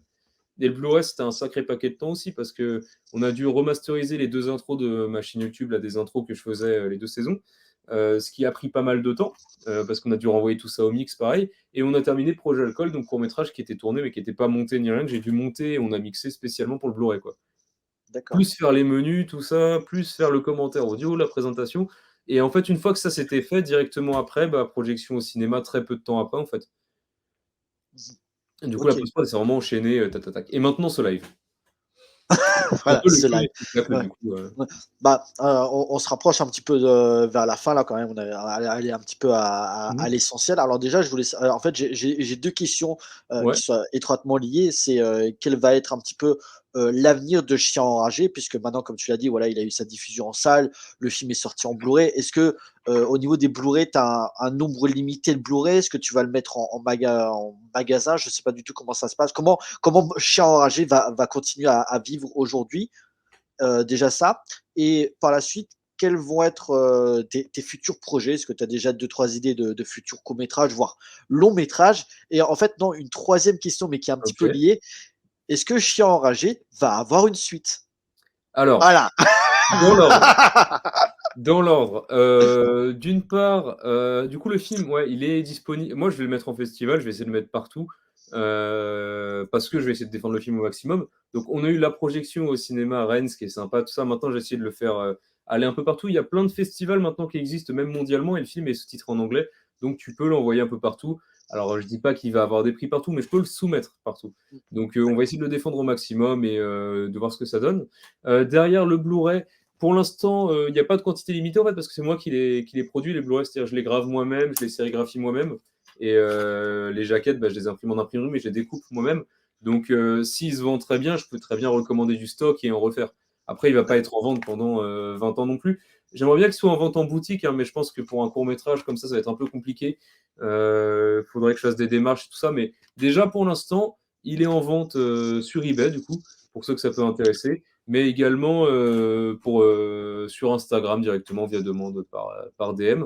Et du coup, voilà. Le bloc est un bel objet quand même, hein. On a vraiment mis le paquet dessus. On a essayé de faire ça au mieux. Et en gros, l'idée, c'est que pendant que le film est en festival, je peux pas le mettre sur Internet. Et bah, pour les gens qui veulent le découvrir et qui veulent vraiment le voir, ou les gens qui veulent soutenir même, parce que c'est un moyen de soutenir, et en plus, tu as un bel objet derrière, il y a ce Blu-ray là qui existe, qui est en vente au prix de 10 euros, il me semble. Et derrière, du coup, il y a ça. Alors, c'était quoi la deuxième question déjà pour la suite? La Ouais. suite, moi, je suis toujours à réfléchir à ça, hein. Donc là, j'ai un court-métrage que je suis en train d'écrire. J'aimerais bien le tourner en 2024. En tout cas, lancer la pré-prod de manière très avancée en 2024. L'idée, ça serait que Chien enragé, c'est un film de 30 minutes sur lequel j'ai essayé plein de choses. Celui-là, ça sera un film de 10 minutes où je reprends ce qui a marché sur Chien enragé, c'est-à-dire je reprends les éléments où je vois que ça marche Chien enragé. Il y a des choses qui marchent, d'autres qui marchent pas. Forcément, c'est un truc de 30 minutes. Sans trop en dévoiler, est-ce que Non, tu vas rester dans le même genre ou tu vas partir sur de l'horreur ou de la comédie? ça Sans sera me un peu parler de le même l'histoire, genre. juste le genre. Ça sera un peu le même genre. Il y a un peu ce côté-là, mais ça va parler d'amour. Ça va parler d'amour en même temps. Donc ça va être quand même quelque chose de différent. Ça va être un peu moins juvénile, je pense. Je vais essayer de faire un truc un peu plus mature et un peu plus concentré. Donc reprendre que ce qui marchait, ce que j'ai vu que j'arrivais à bien faire et le faire sur 10 minutes, quoi. Et essayer d'avoir plus de budget aussi dessus. Et cette fois, pas forcément autoproduire le truc. Donc là, j'ai une équipe avec laquelle on commence à travailler dessus. On va essayer de trouver des financements en fait à droite à gauche pour essayer de financer ça. Et derrière, moi, j'ai toujours l'idée de ce que je veux faire par la suite et j'ai toujours plusieurs trucs comme ça d'avance dans ma tête. Et Donc là, vous avez été produit pour Chien Enragé parce que je vois oui. What That Prod, Ça, c'est moi, ça. c'est toi, d'accord, C'est ok, mon auto-entreprise pour la réalisation de clips et de vidéos. d'accord, ok. Donc, ouais, fallait bien mettre un truc, mais non, Oui, non, j'ai pas été produit autrement que par la ville de Rennes au final, qui a donné 1000 euros du coup. Et d'accord. du coup, oui, effectivement, donc les prochains projets, ça va arriver. Et de toute façon, dès qu'il y a un truc, une actualité, ça sera mis en ligne sur YouTube ou quelque chose comme ça. Enfin, il y aura des nouvelles dans tous les cas. Et est-ce qu'il y aura une suite à Chien enragé? C'était la troisième question. Ouais. Je pense pas, hein. Chien enragé, j'en ai un peu marre. Ça fait 3 ans Ouais, que je suis dessus, je veux voir autre chose. ouais. Non, mais je me suis dit, voilà, vu comme ça finit avec les deux personnages restants, je me suis dit pourquoi pas créer une histoire autour de ça qui pourrait être liée un petit peu à leur passé. Je me suis dit ça pourrait être intéressant. Pas forcément arriver rapidement, mais peut-être d'ici 3-4 ans, je me dis le temps que tu laisses un petit peu mûrir, comment tes personnages vont évoluer. Je me suis dit, ça pourrait être une idée, par exemple. Bah, c'est marrant parce que quand j'avais fait Province 13, on m'avait dit tiens, ce serait bien d'avoir un spin-off sur tel personnage ou tel personnage. Et en fait, si tu regardes bien, dans Province 13, alors je pense que ça fait longtemps que tu l'as pas vu, mais dans Province 13, du coup, je jouais dedans. Oui, Et ça c'est Lucas, du coup, qui a fait la musique de Chien enragé. d'accord. Il jouait dans Province 13. Il a changé de poste. Et du coup, dans Chien enragé, dans Province 13, pardon, je me faisais appeler le boucher. Mon personnage, c'était le boucher. Et justement, il se débarrassait de personnages et tout ça. Et en fait, Chien enragé, du coup, c'est l'histoire d'un mec qui se débarrasse de cadavres et qui s'appelait Pete le boucher. D'accord. C'est ce Ok. côté-là qui est un peu marrant où tu as un Ouais. lien entre les deux en fait. Et justement, ce qu'on m'avait dit quand j'avais fait pour un stress, tiens, ce serait marrant d'avoir un spin-off sur ça ou ça. Et quand j'ai fait Chirurgie, effectivement, il y a des gens qui m'ont dit, tiens, ce serait bien un spin-off sur Pete. Ah bah oui, Donc tout forcément, tourne en forcément. boucle. Mais non, non, pour l'instant, je pense que c'est pas le plus adapté, même de faire une suite à un court-métrage étudiant qui est pas forcément le. Où je tends à faire mieux par la suite, et un court-métrage étudiant en plus, ou qui a pas été largement diffusé, du coup, faire une suite de ça, je pense que c'est se couper de beaucoup de choses, alors que là, à l'heure actuelle, justement, j'aimerais bien pousser plus loin et essayer de faire des choses accessibles, quoi. D'accord. Bon, c'est juste qu'en fait, comme on a tellement aujourd'hui dans le paysage, cinématographique, on a tellement l'habitude que dès qu'il y a un film qui marche ou On voilà, il y fasse a une il y a des suite et tout ça. Ouais. suites, des spin-offs, des séries. Mais je me dis, c'est vrai que dans la notion de court-métrage ou qui a permis un petit peu de découvrir des cinéastes, bah, voilà, forcément, ils se sont fait découvrir par tel et tel court-métrage avec un univers assez, comment dire? Très influencé, Mhm. mais voilà, qui leur a permis un petit peu de se développer et de se faire une carrière. Et je me suis dit, des fois, revenir un petit peu aux fondamentaux et peut-être de créer un petit peu, comment dire, de pousser un petit peu plus loin ce qui leur a permis un petit peu de se faire connaître aux yeux du monde dans le paysage cinématographique. Je me suis dit pourquoi pas, peut-être. Et je vois pas forcément cela comme un retour en arrière. Je vois tout simplement ça un petit peu comme un prolongement un petit peu Je vois des ce que tu veux personnages dire. que tu as façonnés, Mm. aussi bien des influences. Bah, tu parles de cinéma italien, tu parles de Brian De Palma, mais peut-être Mm. justement aujourd'hui avec la maîtrise cinématographique que tu as voilà, que tu as développé au fil des années, je me suis dit pourquoi pas faire un film un petit peu. Tu vois, par exemple, quand tu voyais voilà, c'est pas du tout le même niveau, mais quand tu voyais le premier vrai film de James Cameron, qui est Terminator, et qui, ben, quelques années, il a eu quand même les bollocks de faire Moi, de faire un Terminator 2, 2. qui est encore Ouais. plus, tu vois. Donc Et j'ai même voilà. d'autres exemples de ça, parce que quand tu regardes Neil Blomkamp, tous ces films qu'il a fait, là, Chappie, Elysium, District 9, Ouais, c'est à chaque fois des remakes de courts-métrages qu'il avait fait genre 10 ans plus ouais. tôt. Et j'ai appris il y a pas longtemps que, comment il s'appelle, Ari Aster. District 9 va avoir une suite, son premier film. C'est vrai? Ouais, Trop bien, District 10, c'est ce qui est prévu. trop bien. J'étais même pas au courant. Et comment il s'appelle? Ari Aster, là, le mec qui a fait Midsommar, LFT, Hérédité. Boys Afraid, et ben à la Ouais. base, c'est un court-métrage qu'il a fait en 2009. Boys Afraid. Ouais. Ah ouais, d'accord. Ah, j'étais même pas au courant.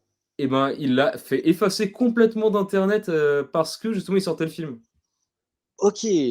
Comme Impossible à quoi. retrouver. J'ai réussi à retrouver un lien qu'un mec avait uploadé lui-même sur un forum, un lien Web2Box ou une connerie comme ça. Il a fait D'accord. effacer son truc d'internet, mais du coup, c'était un remake d'un court-métrage qu'il avait fait, ouais, 15 ans avant quasiment. D'accord. Moi, je m'étais dit peut-être parce que comme il était sorti au mois d'avril et que depuis Boys the Flood est sorti en Blu-ray, j'aurais pensé qu'on aurait le court-métrage dans les bonus, tu Ah, vois, il mais est peut-être dans le Blu-ray, hein, c'est possible. peut-être, peut-être. Ah, c'est peut-être pour ça qu'il l'a effacé, je sais pas. Mm. Et que justement, bah, peut-être si un jour justement ta carrière un petit peu se développe, et je te le souhaite, hein, Alexandre, depuis le temps que je te connais, Bah, je ça me commence fait très un plaisir, petit peu merci. à connaître ton travail, peut-être pourquoi pas bah, faire comme eux, faire une version longue de Chien enragé. Why not? Il est pas dans le Blu-ray, hein. Je regarde, j'étais curieux. Non, mais ça serait super, écoute. Après, encore une fois, Chien Enragé, tu vois, c'est un univers et des personnages qui sont. Même moi, j'ai l'impression que c'était il y a longtemps parce qu'on l'a tourné il y a 2 ans. Mais par contre, c'est un film, ouais, je suis content de l'avoir fait. Il reste important pour moi, quoi. Et je suis content de pouvoir le sortir et je suis content d'avoir été jusqu'au bout du truc, même. Parce que c'est quand même sympa, déjà, d'avoir une projection au cinéma, c'est super cool. Mais surtout d'avoir poussé le délire jusqu'à faire un Blu-ray complet avec une affiche et la tranche est sympa aussi. Ouais, j'avoue. Et vraiment faire un truc complet comme ça, avec vraiment un objet fini, et pouvoir l'offrir aux gens qui le veulent et qui ont bossé sur le film, c'est quand même super cool aussi, quoi, de se dire que bon, vous avez pas fait ça pour rien, on a quand même ça, quoi, qui existe, et c'est un truc Et, matériel, c'est- quoi, c'est pas juste et- un fichier MP4. et surtout d'avoir les moyens, parce que moi j'avais fait un court métrage, je sais pas si mon ami l'a mis en ligne, qui s'appelait Death House, que j'avais co-réalisé avec mon ami Jérôme Rémy, que je salue, Ok. Et pour ça. où on était très influencé Texas Chainsaw. Bah, Ok. on n'avait pas d'argent, quoi. Enfin, on fait, ouais, le budget c'était quoi? Bah écoute, le budget essence, le budget bouffe, et le côté 30 € pour la location d'un bâtiment, et on avait acheté un petit peu de faux sang. Voilà, on a eu 100 € de budget, tu vois. On a fait nos petits courts-métrages de 15-16 minutes, tu vois. Et ça, c'est Vraiment. disponible ou pas? C'était 2017. Il faudrait que je revoie avec Rémi, avec mon pote Jérôme, s'il a mis sur sa chaîne ou pas. Il Ok, faudrait je que je le serais trop revoie. curieux de voir ça. Ouais. Mais bon, voilà, c'est un film qui avait, avec le recul, voilà, qui est blindé de défauts, mais on s'était quand même plutôt bien amusé. Il y a un côté grotesque, notamment vers la fin au niveau des costumes. Mais voilà, c'était notre premier vrai film, on voulait le faire. On sentait énormément l'influence. Moi, je voulais vraiment un côté Texas Chainsaw et un petit peu la colline des yeux, avec des jeunes Ok. qui se font attaquer par une famille complètement dégénérée avec des scènes de torture. Et voilà, on s'est Ça marré, peut on être a pris sympa, ouais. plaisir à faire ça. Voilà. Non, mais tu me donnes envie de le voir maintenant. Ouais, bah écoute, si je le retrouve, je te l'enverrai, y a pas de Ah souci. bah carrément, écoute, je Ça serais marche. super honoré de le voir même. Ça marche. Bah écoute, on fait comme ça. Bah écoute, c'est ainsi un petit peu qu'on va se conclure. On est à peu près à 1h13 de live. Donc je Ouais. rappelle pour ceux voilà, qui nous suivent. Donc on a parlé de Chien enragé, réalisé par donc Alexandre Martineau alias Cinérama. J'espère que cet entretien ciné vous aura motivé peut-être à découvrir ce film et peut-être à vous le procurer en Blu-ray. Sachez qu'il sera disponible. N'hésitez pas à lui demander si vous le voulez. Surtout qu'en plus, le Blu-ray, il est vraiment intéressant parce que, outre le film, il y a des bonus qui sont vraiment géniaux parce que On a un tout mis dessus. commentaire audio, voilà, commentaire audio du réalisateur, présentation du film, bande-annonce, 3 courts-métrages, dont un inédit, sans oublier l'intégrale des épisodes de son émission Cinérama qui était disponible sur YouTube. Vraiment, c'est la totale. Donc vraiment, c'est un très très bel objet que je vous encourage à vous procurer. Écoute, j'espère Cinérama que cet entretien t'a plu. J'espère que C'était vraiment vraiment un cet plaisir, j'ai entretien, adoré, honnêtement. j'espère vraiment que cet entretien va mettre en avant ton court-métrage et que voilà, on a toujours envie, tu sais, quand on fait un film, c'est un petit peu notre bébé, et on a envie qu'il soit vu par un maximum de monde. Donc C'est ça, j'espère ouais. que cet entretien va aider à développer tout ça. Bah, écoute, merci beaucoup pour l'accueil, en tout cas, c'était vraiment super et je suis très content que le film t'ait plu et très content d'avoir pu t'en offrir un exemplaire du Écoute, Blu-ray. merci, merci. Écoute, pour nous, on va s'arrêter là à 1h15. D'ici là, écoute, je te souhaite que Chien enragé continue à cartonner. Je Bah, te écoute, merci souhaite beaucoup. de bonnes fêtes, un joyeux Noël et de bonnes fêtes de fin d'année. Et puis, on se retrouvera sûrement pour 2024, ne serait-ce que peut-être pour des Complètement, ouais. projets vidéo ou des lives. J'ai déjà le projet j'ai déjà le programme pour le mois de janvier, donc ça va envoyer du lourd. Donc voilà, on y est. D'ici là, j'espère que vous serez nombreux à nous écouter pour cet entretien ciné. D'ici là, portez-vous bien, allez voir des films, de bonnes fêtes. Ciao. Salut à tous. Faut qu'on parle.